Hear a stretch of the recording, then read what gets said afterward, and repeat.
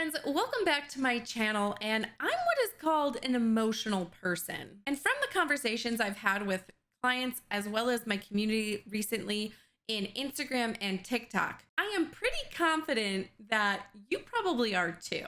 And when you hear the advice to start your healing journey, heal your inner child, do shadow work, ego death, you probably want to pull your hair out.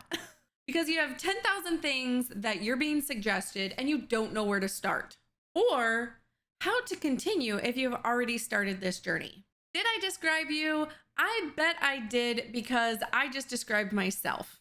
I do this too. I've done this my entire life. I have felt overwhelmed, run down, freaking angry AF, and reactive towards loved ones. On top of that, not sure where to begin, which modality is best, and feeling just depressed and lost. And so, as someone who's been through it already and who's done so much work, I want to share with you some secrets, some little secrets. I wanted to share with you how you can start your healing journey when you have so much flying at you from probably videos of myself on TikTok, from others, from YouTube videos, even maybe your therapist. I want you to feel confident in starting and moving forward. By the way, if you're new here, hey friends, I'm Jenna Wall, and I am so glad that you're here. And if you're not already, follow me on Instagram. All right, the first thing we need to talk about is what is causing our big emotions. And let's get something clear. Big emotions, which I may refer to as B, isn't a bad thing. We need emotions. We just need to listen to our emotions. And we are human beings, not human doings. See what I did there? Okay, so now that that is covered, what causes our big emotions? Surprise, surprise. Usually our childhood past traumas are linked to our big emotions. You may be thinking, great, this video is just another one telling me to address my childhood traumas and I will be fine. Not necessarily. Yes, our big emotions are tied to our childhood, but that doesn't mean you have to go in the past in order to heal them. Some of the B's that are created in childhood are feeling unheard, feeling not good enough, and feeling unloved. So how does that relate to today? You're talking to your significant other and they don't respond to you exactly how you were expecting. So you blow up.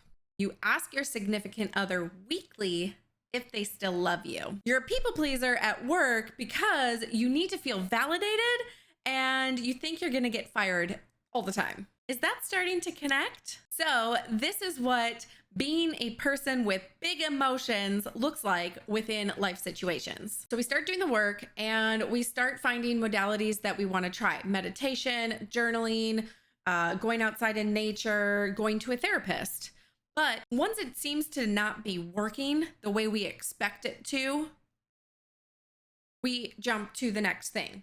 So we might try meditation. That's not working the way that we feel like it should. So we jump over to journal prompts, and then we just get kind of stuck on journal prompts and we decide to jump to, I don't know, going out in nature and doing walks and starting all of a sudden this health fitness journey. And then you're like, screw it, that's not working either. I just can't heal. This is just who I am. So nothing ever ends up being successful. But if we would have focused on the big emotion itself, that's connected to the trigger, we then can be successful in using a specific technique. And as we start addressing big emotions, the other ones start to become smaller or less impact in our life, and we become less reactive and less triggered within situations, especially with loved ones. I feel like that was helpful. Was that helpful? Okay, so how do we address this? You have too many emotions, too many triggers, and you just don't know where to begin, and you feel overwhelmed and stuck, and you're not sure if any of this will work. Just listen up, Buttercup. First and foremost, I want you to take out a piece of paper. Yes, a piece of paper. And I want you to write down all the triggers, reactive behavior patterns, coping skills that you can think of that you are aware of at this moment. And then I want you to write them down on the piece of paper. Once you're done writing those down in a list, I want you to rank them. And I want you to rank these things from like 1 to whatever. So if you have 20 triggers, it's 1 to 20. And if you have like 7 triggers, it's 1 to 7, right? I really want you to sit with these triggers and rank them from whatever is easiest to address to the most painful. And think a few months to a year down the road on these triggers, because you're going to have to put in the work and there's going to be time, tears, and transformation involved. So there's going to be some that are a bit easier to address right off the bat, and then some that are a little bit bigger that we have no idea how even to start to tackle them, right? And let me tell you, once we start addressing the smaller ones, the bigger ones are going to start dwindling into more medium, smaller bite-sized pieces, which is super awesome.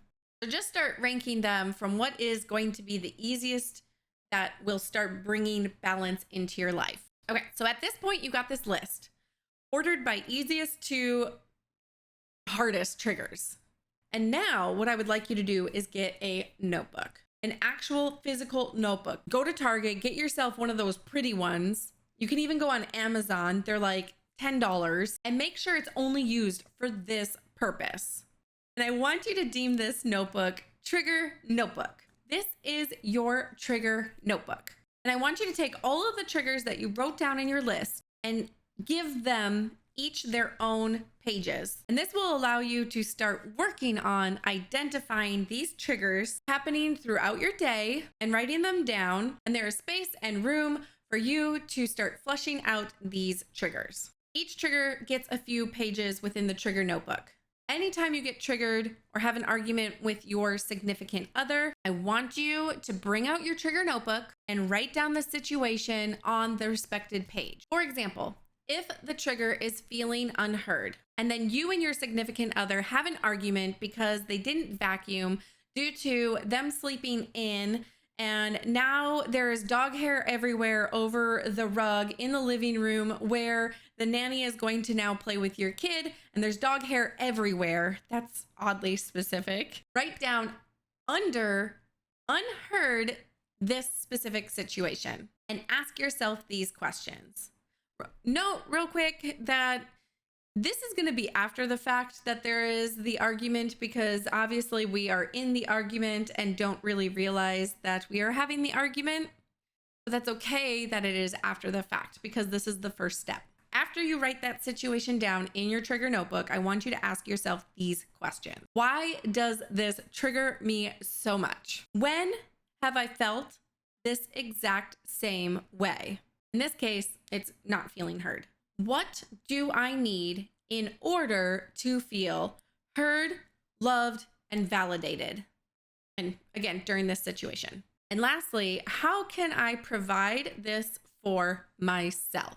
This practice alone is going to be magical, because when you get these triggers out of your subconscious mind into your conscious noggin, and one step further, we wrote them down, it allows you to notice present moment when these triggers start to arise, which allows you to choose again.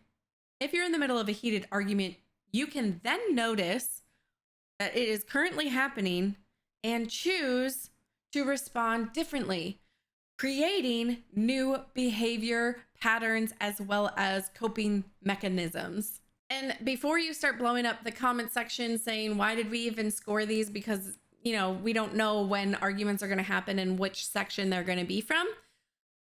The reason we are scoring them is just so that you could start the process of bringing them from your subconscious mind to your conscious mind. You may also start seeing patterns and how these triggers connect to one another as you're working through them. So it's always nice to kind of have them down on a piece of paper or in your trigger notebook. This is what legitimately freed me from my past narcissistic relationship and my big emotions and behavioral patterns. Like legit, this is the system that I use even in my amazing relationship now, because past traumas and ways that I have learned to respond to things from my parents, or like I said, past relationships, will poke their ugly head up. And I know this is a lot. This is a lot. But I know how your brain works because it's the same way my brain works. And I wanted to share this knowledge with you. If you have made it this far in the video and this is you, like literally the person I've been describing this whole time is you in this video, but you're ready to focus and move forward in your healing journey and harnessing those big emotions, I want you to comment no more big emotions. No more big emotions in the comment section below. I'm going to take this as a promise from you that you're going to listen and heed my advice, that I spent so much time and effort in talking to you today. No more big emotions in the comments. And I would honestly say more than 4 or 5 times on the comments in Instagram and TikTok, someone is saying how they feel so triggered and aren't sure where to begin. And this is it. This is where to start. So I hope this was super freaking helpful. And if you're not hanging out with me on Instagram or TikTok already, I'm going to extend an invitation to do so. And as always, geek responsibly.